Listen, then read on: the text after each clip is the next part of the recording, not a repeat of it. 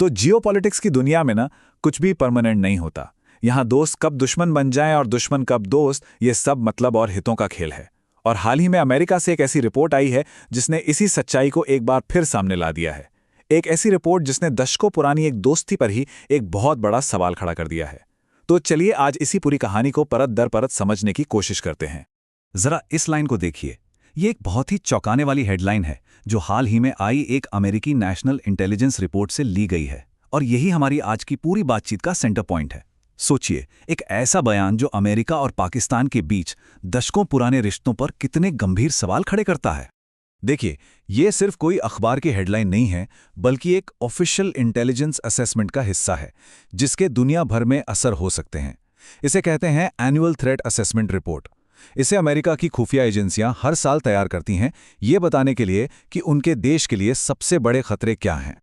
और पता है सबसे हैरान करने वाली बात क्या है? ये रिपोर्ट पाकिस्तान को, मतलब एक ऐसा देश जो इतने सालों से अमेरिका का सहयोगी रहा है, उसे चीन और रूस जैसे देशों के साथ एक ही कतार में खड़ा कर देती है। रिपोर्ट में सीधे सीधे कहा गया है कि ये तीनों देश मिलकर ऐसी एडवांस मिसाइलें बना रहे हैं जो अमेरिकी मिसाइल डिफेंस सिस्टम को भी भेद सकती हैं। मतलब सीधा सीधा अमेरिकी सुरक्षा के लिए एक चुनौती। इस रिपोर्ट में भारत पाकिस्तान के तनाव पर भी खास ध्यान दिया गया है। रिपोर्ट का ये कहना है कि वैसे तो दोनों देश जंग नहीं चाहते, लेकिन कुछ आतंकी ग्रुप्स ऐसी सिचुएशन बना सकते हैं जिससे हालात बिगड़ते बिगड़ते एक न्यूक्लियर कॉन्फ्लिक्ट तक जा सकते हैं। अब जाहिर सी बात है, इतने गंभीर इल्जामों पर पाकिस्तान चुप तो नहीं बैठता। उनकी तरफ से भी फौरन जवाब आया। तो ये समझना भी जरूरी है कि उन्होंने अपना बचाव कैसे किया। तो यहाँ ना दो बिल्कुल अलग अलग कहानियां सामने आती हैं। एक तरफ अमेरिका कह रहा है कि पाकिस्तान लंबी दूरी की मिसाइलें बना रहा है जो अमेरिका तक पहुंच सकती हैं, और दूसरी तरफ पाकिस्तान का साफ कहना है कि उनका न्यूक्लियर प्रोग्राम सिर्फ और सिर्फ अपनी रक्षा के लिए है और अमेरिका को टारगेट करने का तो सवाल ही पैदा नहीं होता। पाकिस्तान ने यह साफ किया कि उनके परमाणु कार्यक्रम का असली मकसद अपने पड़ोस के खतरों से निपटना है, किसी ग्लोबल पावर से टकराना नहीं। उनका तर्क यह है कि उन्हें अपनी सुरक्षा के लिए भारत और अफगानिस्तान की तरफ से हमेशा तैयार रहना पड़ता है। और यहीं से असली सवाल शुरू होता है, क्या ये रिपोर्ट सिर्फ न्यूक्लियर सिक्योरिटी की बात कर रही है, या फिर ये अमेरिकी फॉरेन पॉलिसी के किसी पुराने गहरे पैटर्न का हिस्सा है? ये सवाल हमें इस खबर की तह तक ले जाता है। अब यहाँ एक बहुत गहरा तर्क सामने आता है, जिसके मुताबिक ये रिपोर्ट सिर्फ एक असेसमेंट नहीं है, बल्कि ये अमेरिकी फॉरेन पॉलिसी की उस पुरानी रणनीति का हिस्सा हो सकती है जो दशकों से दुनिया भर में सरकारें बदलने यानी रेजीम चेंज को प्रभावित करती आई है। ऐसा कहा जाता है कि दशकों से अमेरिकी दखल-अंदाजी के पीछे दो बड़े कारण रहे हैं।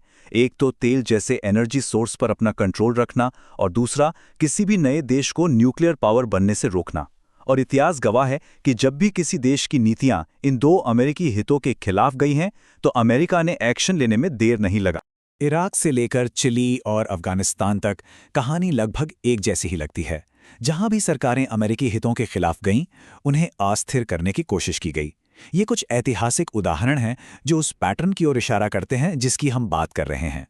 हाँ, ऑफिशियल तौर पर अमेरिका की पॉलिसी हमेशा से न्यूक्लियर नॉन प्रोलिफरेशन की रही है, मतलब वो परमाणु हथियारों को फैलने से रोकना चाहते हैं।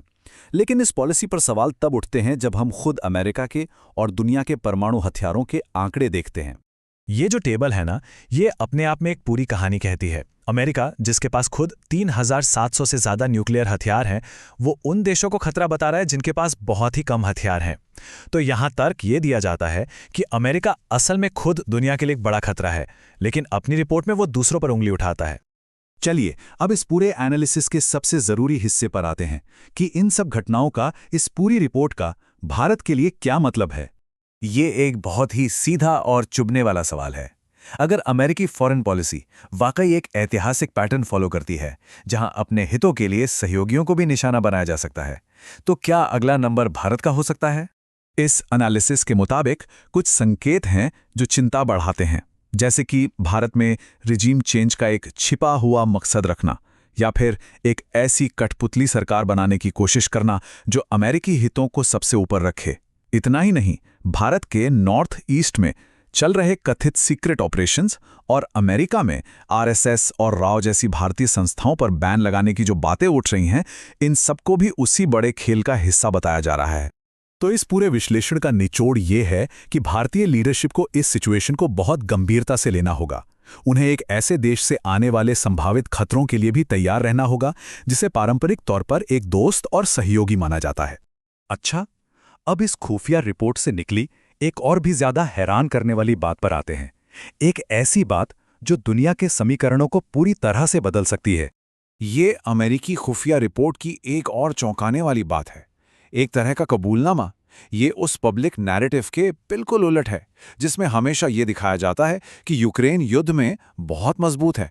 ये एक लाइन अपने आप में बहुत कुछ कह जाती है। अब इसका जियोपॉलिटिकल असर सोचिए कितना बड़ा है। इसका सीधा मतलब ये हो सकता है कि अमेरिका यूक्रेन से अपना सपोर्ट कम करके रूस के साथ कोई डील करने की तरफ बढ़ रहा है। और ये इस बात का सबसे बड़ा सबूत है कि कैसे देशों के अपने हित किसी भी दोस्ती से ज्यादा मायने रखते हैं। और इसी को तो जियोपॉलिटिक्स कहते हैं।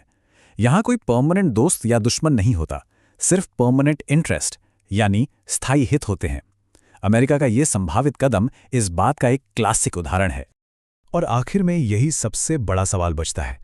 एक ऐसी दुनिया में जहां सहयोगी रातों रात दुश्मन बन सकते हैं और दुश्मन पार्टनर, वहां भारत को अपनी आज़ादी और अपने हितों की रक्षा के लिए बहुत सोच समझकर, बहुत सावधानी से अपना रास्ता चुनना होगा।